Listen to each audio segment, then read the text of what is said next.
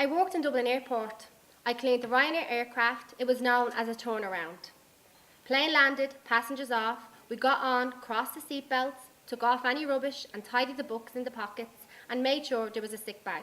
It was the time when you got one. I loved it. I loved the smell of the fuel as you walk up the ramp to the planes. And for the record, it didn't make you high. I loved the buzz of all the comings and goings.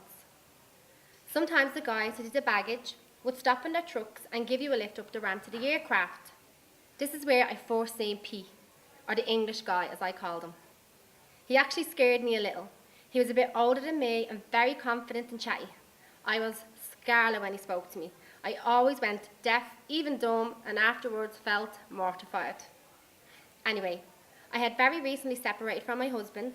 As I had married and had 2 children very young, last thing I wanted was a relationship. When he would see me, he always made a beeline for me to talk, and I always was scarlet. He then asked me out. OMG, this was just not going to happen. I felt I would die with anxiety. Eventually, I agreed, and the plan was that he would bring a friend, and so would I. So my bestie at the time, that was a complete chatterbox, was to be the one. She would make me feel confident and be able to fill in the silent gaps. I hate the silent gaps. We met in the Boot Inn at the back of the airport, as we were going to go into jets afterwards.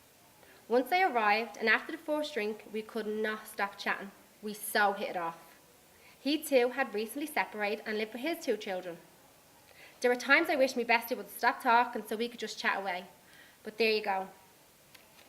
Later, as he stood in jets, holding my coat and my bag, as I danced the night away, I knew he was the one. He always says, as soon as he looks into my blue eyes, weeks beforehand, he knew that I was the one.